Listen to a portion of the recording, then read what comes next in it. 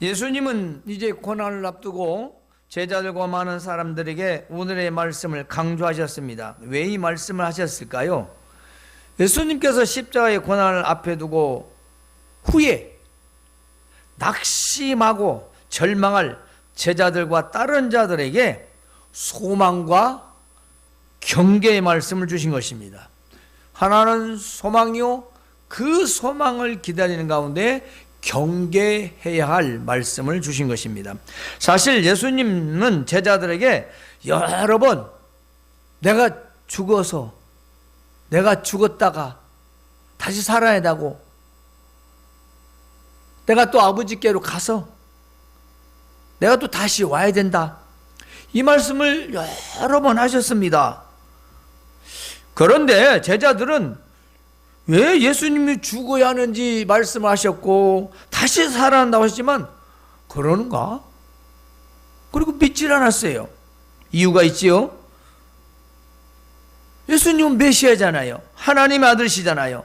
죽은 자도 살리시고 폭풍을 다스리시고 바다를 걸으시는 분이 죽다니 말이 돼? 뭔가 다른 의미가 있겠지. 예수님의 육신의 죽음을 들었지만 믿어지질 않는 거예요. 사실 그렇죠. 우리도 그 상황이 되면 그럴 겁니다. 아니, 사람이 죽어? 아니, 죽는 건 치고 어떻게 다시 또 살아나? 따라서 오늘 말씀은 십자가 죽음 후에 있을 그 일들에 대해서 미리 말씀하고 계신 것입니다. 그래서 이것을 말세장이니 재림장이다, 이렇게 명명하고 있는 거죠. 다음 주일은 종려주일입니다. 고난주간 그리고 부활주일이 이어집니다.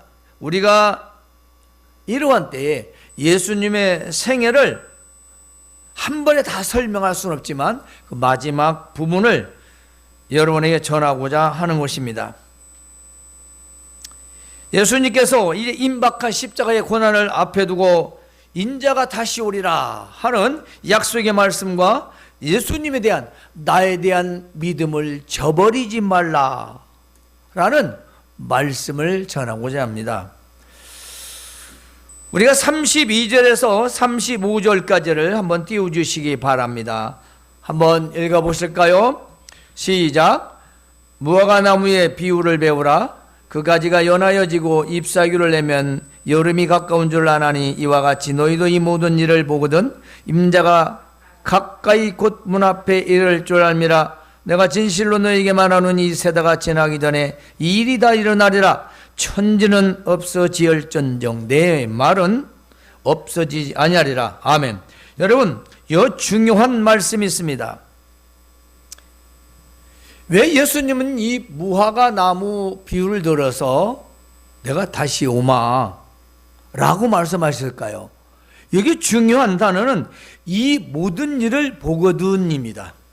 이 모든 일을 보거든, 즉 무화과 나무가 가지가 연하해지고 잎사귀를 내면 여름이 가깝다는 걸 모든 사람들이 다 압니다. 지금 나무 가지에 물기가 오르고 있어요. 어떤 나무는 그 볼나무 색상과 더 진하도록, 그리고 끝들이가 뻥긋뻥긋해진 나무도 있어요. 지금 잎이 필려오죠.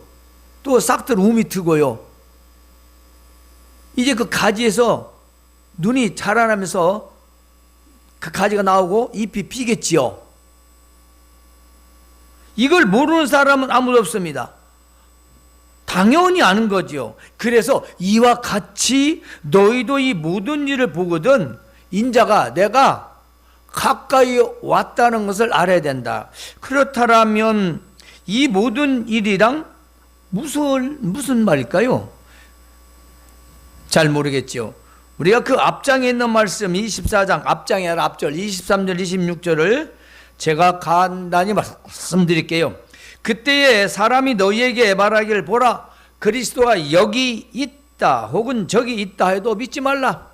거짓 그리스도들과 거짓 선지자들이 일어나 큰 표적과 기사를 보여 할 수만 있으면 택하신 자들도 미혹할 것이다. 그러므로 그리스도가 광야에 있다 하여도 나가지 말고 골방에 있다 하여도 믿지 말라. 여러분, 이게 앞서 말씀이에요. 24장 23절 26절까지. 그런데 이게 바로 이 모든 일을 보거든 나뭇잎이 점점 짙어지는 걸 보면서 여름이 오는 걸 알 수 있는 것처럼 이 세상의 세대의 세태의 흐름을 보면 예수님이 내가 다시 오겠다. 내가 다시 오겠다. 그 앞에는 내가 죽고 부활하여 다시 온다. 그 말이겠죠. 내가 부활 승천한 다음 그 다음에 다시 너에게 올 것이다. 바로 그 말씀을 이 모든 일이라고 말씀하셨습니다. 그런데요, 우리가 기억해야 할 것이 때가 이르면 거짓 그리스도들, 지금 우리 한국에 가짜 예수만 1000명이 넘는다지요. 거짓 선지자들, 거짓 예언자들을 말합니다. 성경이 아닌 것에서 마치 무속이나 혹은 타종교처럼 미신처럼 그렇게 미래를 점치며 사람들의 마음을 미혹하는 그런 그리스도의 거짓 예언자들도 많이 있습니다. 그런데 그 사람들이 하는 일이 뭐냐? 표적이라는 겁니다. 표적이요, 기적, 이적을 말하죠. 놀라운 일을 말합니다. 이걸 보였다 해서 보이다. 이 보인다라고 하는 말은요, 생산하다라는 뜻이에요. 만들어낸다는 겁니다. 물론 사탄도 역사합니다. 사탄도 역사하는데 진짜가 아니라는 겁니다. 진짜가 아니라는 거예요. 지금 우리 기독교계에도 이와 같은 일이 비일비재합니다. 그래서 믿는 자들도 혹하고 당하게 되죠. 참으로 안타까운 일이 아닐 수 없습니다. 택하신 자들도 미혹을 할 것이다. 믿는 자들도 미혹받게 된다는 것입니다. 안 믿는 자들은 말할 것도 없고 믿는 자들도 말세가 되면은 이게 진짜인지 가짜인지 구별할 수 없을 상황이, 그런 일들이 많이 일어난다는 겁니다. 그러므로 그리스도가 광야에 있다, 또 그는 골방에 있다 해도 믿지 말라는 겁니다. 나가지도 말고 믿지도 말라는 겁니다. 즉 그때는 언제를 말합니까? 그렇습니다. 바로 이 모든 일, 예수 그리스도께서 다시 올 때가 임박한 날, 그렇습니다. 정확한 날짜는 우리가 알 수가 없지만 그때 말세를 말합니다. 즉 나뭇가지가 연해지고 잎이 무성해지는 여름이 온다는 걸 아는 것처럼, 이 세상의 거짓 선지자들, 거짓 그리스도들, 가짜가 진짜 표적과 기사를 입히며 믿을 수밖에 없는 일들을 행하고 있다. 믿지 말라.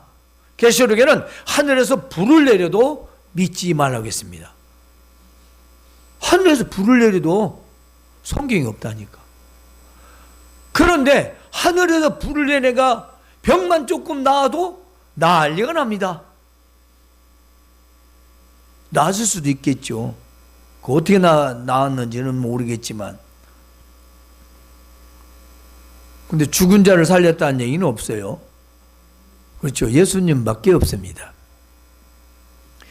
즉 예수님이 다시 오실 때 가까워지면 이런 거짓 기적, 거짓 이적이 사람들을 유혹하되 안 믿는 사람은 물론 믿는 자까지도 미혹하게 될 것을 말씀하고 있습니다. 그러므로 우리는 어떻게 할 것인가? 지금 우리의 사는 세상은 어떻습니까? 세상도 말세랄 정도로 쾌락과 음란과 부패와 불의, 거짓, 특별히 기독교의 이단들과 가짜들이 판을 치는 세상이 되었습니다. 우리가 아는 성경에 있는 그 믿음 어디 갔는가 모르겠고, 우리가 알고 있는 성경적인 교회 어디가 있는지 분간이 안 되고, 우리가 믿는 예수 그리스도 그분은 도대체 어디 계시는지 알 수가 없습니다. 하나님 말씀을 전하지도 않고 사람의 말을 말씀으로 전한다는 거죠. 사람의 말을 하나님 말씀으로 전하는 겁니다. 성도들은 알 수가 없지요. 그런갑다.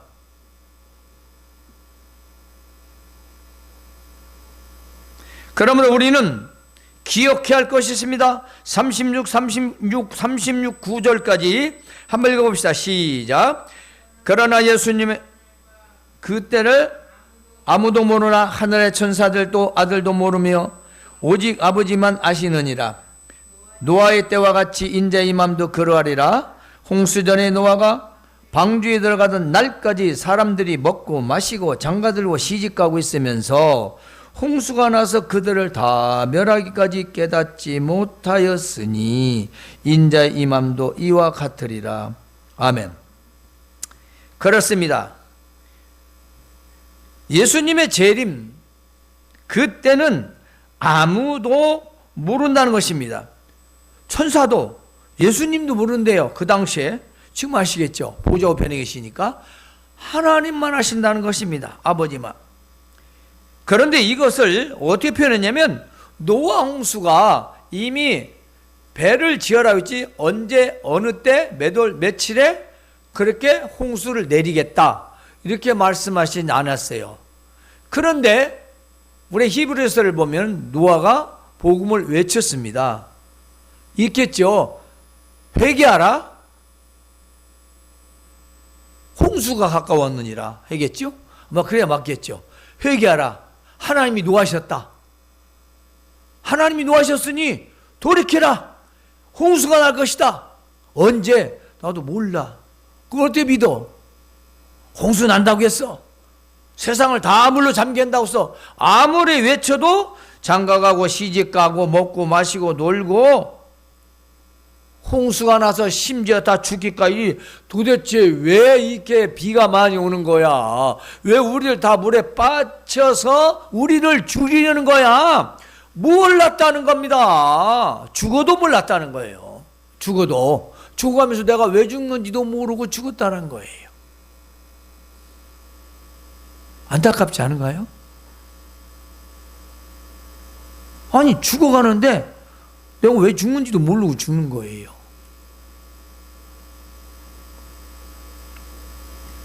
40절 41절 한번 읽어봅시다. 시작.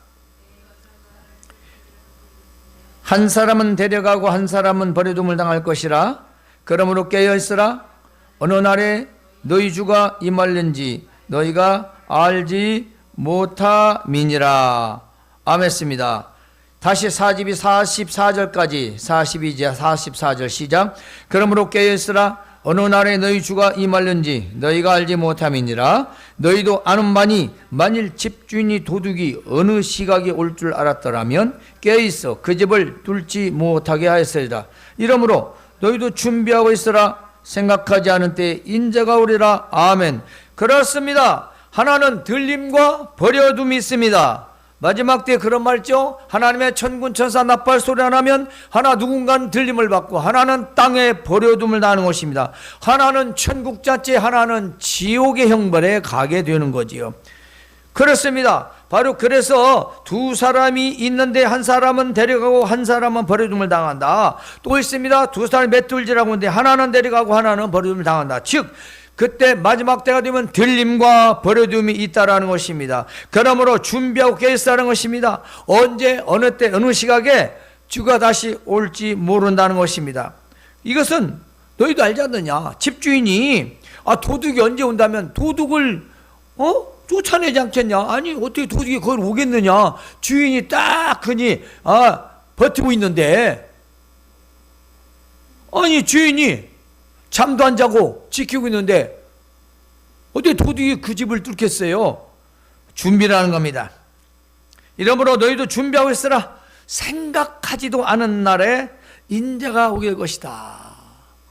불현듯 갑작스럽게 오시는 건 분명하지만 분명히 알 수 있도록 이 모든 일이라고 말씀하셨어요. 세상이 돌아가는 이치 우리가 기억해야 합니다. 거짓 그리스도 그리고 거짓 선지자들, 예언자들, 거짓 목회자들 난무하면 때가 다 되었구나. 우리도 준비해야 된다는 겁니다. 마음의 준비. 바로 그 준비하여 깨어있으라는 것입니다. 여러분, 예수님은 왜 이런 비유의 말씀을 십자가의 고난을 앞두고 말씀하셨을까요? 예수님은 나에 대한 믿음을 저버리지 말라, 그 말씀입니다. 또한은 다시 오심의 소망과 그때까지 어떻게 살아야 하는지 십자가 고난을 두고 말씀하셨어요. 유언같이 유언. 땅끝까지로 내 복음이 증인되라는 것도 유언이지만 제자들에게 내가 분명히 죽는다, 죽고 내가 다시 살아나긴 하지만 그러나 나는 아버지께로 가야 된다. 그래서 내가 너와 함께 있을 곳을 예배해 두겠다. 평소에 너무 많이 말씀하셨어요.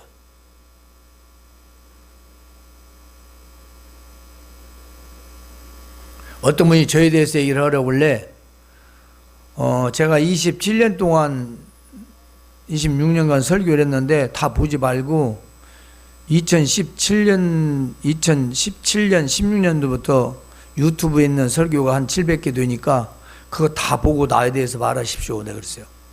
그거 안 봤으면 말하지 말라.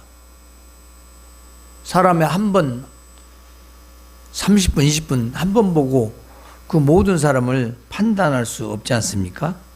그런데 우리가 제자들 보면 그렇게 여러 번 얘기를 해도 고지를 안 들어요. 믿질 않아요. 그래 예수님이 이 제자들이 예수님 진짜 성취고 난 뒤에 얼마나 낙심하겠어요. 또 죽으면 낙심하고. 그래서 소망의 메시지. 그런데 그 오는 걸 기다리면서 뭔가 경계해야 할 걸 말씀하신 것이지요. 예수님은 나를 저버리지 말라, 나를 잊거나 내가 한 말을 어기지 말라는 것입니다. 그래서 우리는 세 가지 간단하게 요약을 해보면, 첫 번째, 알 수 없는 재림의 징조와 때, 여기 있지 말라. 불현듯 어느 날 갑자기 노아 홍수가 사람들에게 알려지지 않은 채 임했듯이 재림도 같다. 그러나 징조는 있었지 않냐? 노아가 외쳤지 않냐? 배를 지었지 않냐? 너희는 안 믿었지 않냐? 그들은 왜 죽었는지 깨닫지도 못하고 죽었다. 그러니까 너희도 알 수 없는 재림의 징조에 이 때, 시기, 이 모든 것들, 즉 거짓 그리스도인들과 거짓 선지자들, 거짓 예언자들, 거짓 목회자들이 날뛰기 시작하면 임박했구나, 임박했구나. 마지막 때가 임박했다라는 것을 우리는 감지해야 됩니다. 따라서 예수님이 오시면 그때는 인류가 두 종류로 나누게 됩니다. 즉 하나는 들림, 하나는 버려둠. 누군가는 모든 인류가, 소망교회뿐만 아니라 전 세계 모든 인류가 들림이 있고 버려둠을 당하는데 두 종류의 사람으로 나눠지는 겁니다. 사실 지금도 나눠져 있죠. 우리는 모르죠. 누가 들림을 받을지, 누가 버려둠을 당할지는 사실 우리가 알 수 없어요. 겉만 보고 알 수도 없고 어떤 행위를 봐도 알 수는 없어요. 하나님 아시는 거죠. 그러나 하는 걸 보면 알 수 있어요. 어느 정도는. 왜? 나무잎이 진해지고 커지면 여름이 되듯이 하는 짓이 그러면 그 결과도 어떻게 습니까? 고쳐지지 않고 수정되지 않고 돌이키지 않으면 역시 마지막을 향하여 가듯이 말입니다. 그러므로 알 수 없는 재림의 징조와 때를 기억하라. 두 번째는 준비하고 깨어있으라. 그렇습니다. 이건 어기지 말라는 겁니다. 준비, 스탠바이. 언제라도 예수님 오시더라도 아멘 주 예수여 어서 오시옵소서 마라나타 할 수 있는 믿음이 된다는 거죠. 아니 언제 늘 불안해 어디에 살아요? 우리는 그런 사람들 아니에요. 지금 오시든 예배 중에 오시든 토요일날 오시든 새벽에 오시든 언제나 오셔도 아멘 주 예수여 어서 오시옵소서 맞이하는 신앙, 이게 바로 준비하고 깨어있는 것입니다. 깨어있다라는 것을 뭐랄까요? 정신을 차리고 있다라는 것입니다. 우리 신앙생활도 마찬가지입니다. 정신을 차리는 겁니다. 정신을 차리지 않으면 미혹을 당합니다. 거짓, 가짜, 거짓 그리스도, 거짓 목회자, 거짓 예언자들에게 우리는 속아 넘어가는 것입니다. 그러므로 집주인이 도둑을 막기 위하여 깨어 있어야 하듯이 제자들도 예수님의 재림에 항상 준비되어 있어야 합니다. 우리도 역시 마찬가지입니다. 항상 깨어 기도하지 않으면 기적과 표적을 일으키는 사탄의 속임수와 거짓 예언과 거짓 그리스도들에게 속아 넘어갈 수도 있다는 것입니다. 왜냐하면 할 수만 있으면 택하신 자들도 미혹한다라고 예수님이 말씀하셨어요. 나 믿으니까 유혹 안 받아? 미혹한다니? 아니요. 기독교를 믿다가 이단 빠진 사람 많아요. 어마어마합니다. 다 기존교회 다다가 이단에 빠진 거예요. 그래서 오늘 말씀의 같은 내용을 누가복음 21장 29절 38절, 마가복음 13장 28절 37절에 보면 누가복음에는 항상 기도하며 깨어있으라를 강조합니다. 똑같은 내용이에요. 무화과나무 위에다가 또 있습니다. 마가복음에 주의하여 깨어있으라 그랬어요. 예수님이 이 세 가지 다 말씀하시겠죠. 근데 각 성경 기자들이 그때 당시들이 기억했을 때 이렇게 기록한 겁니다. 그래서 마태, 마가, 누가가 서로 다르게 같은 무화과나무 비유는 하나인데 그것은 깨어있으라, 준비하고 있으라, 항상 기도하며 깨어있으라. 이걸 합치면 어떻게 됩니까? 항상 준비하고 기도하여 깨어있으라는 거겠죠. 늘 준비하는 마음으로 기도하며 깨어있으라는 겁니다. 즉 기도가 깨어있는 거죠. 기도하지 않는데 뭐가 깨어있겠습니까? 그러므로 준비하고 깨어있으라, 이걸 어기지 말라. 세 번째로 외식하는 자가 되지 말라. 외식 맨 마지막 51절에 보면 나와 있죠. 바로 위선하는 자를 말합니다. 이것도 역시 예수님의 말씀을 어기지 말라라는 것인데요. 위선은 형식적인 신앙생활을 말합니다. 즉 진정성 없이 몸만 교회에 왔다 갔다 하고, 이걸 우리는 썬데이 신자니, 무늬만 신자니 그렇게 말하지요. 그런데 이렇게 우리가 주일에 교회에 몸만 왔다 갔다 하면요, 사탄이 든탑니다. 그래서 형식적인 예배로 인해서 삶이 미혹을 당해요. 살면서 보이지 않게 나는 계속 당하는 겁니다. 그 당하는 게 쌓이는 거죠. 그 당하는 게 쌓이면 어떻게 됩니까? 터지는 거죠. 여러분, 우리가 세상에 살아갈 때 미혹을 당하잖아요? 몰라요. 남이 다 그렇게 하니까.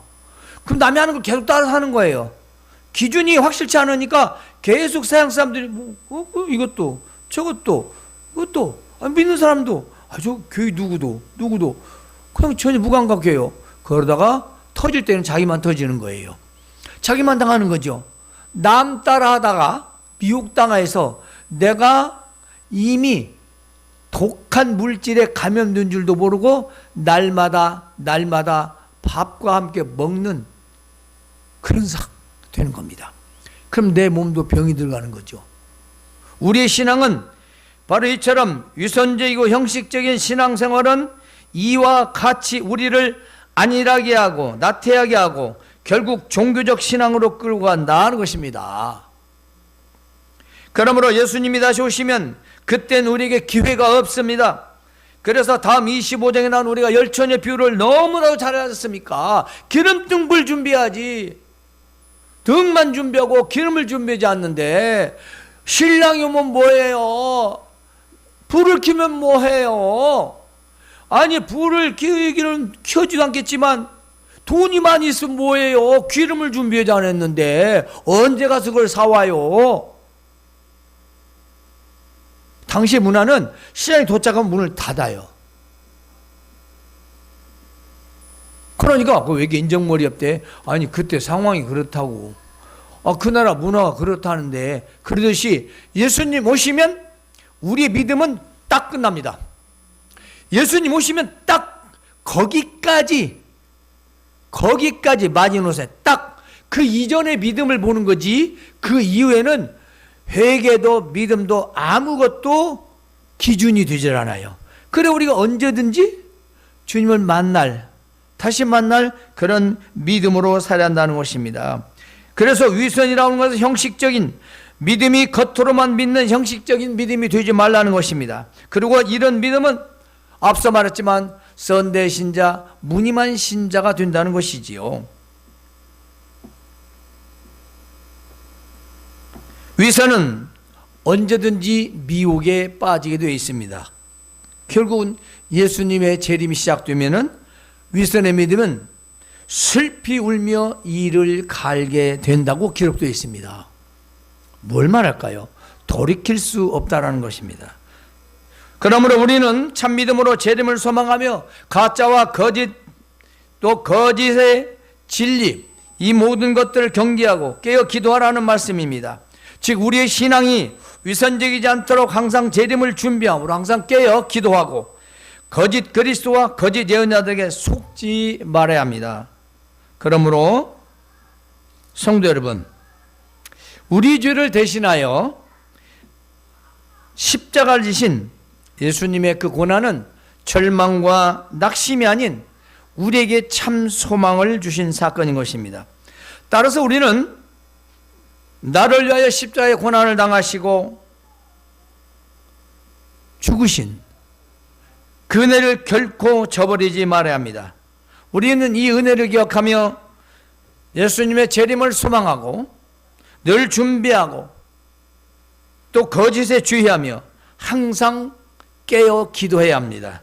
그리고 우리가 예수님의 고난을 기억하고 재림을 소망하며 사는 것이 예수님에 대한 믿음을 저버리지 않는 것입니다. 이런 성도들이 되시기를 주님으로 권면합니다. 하나님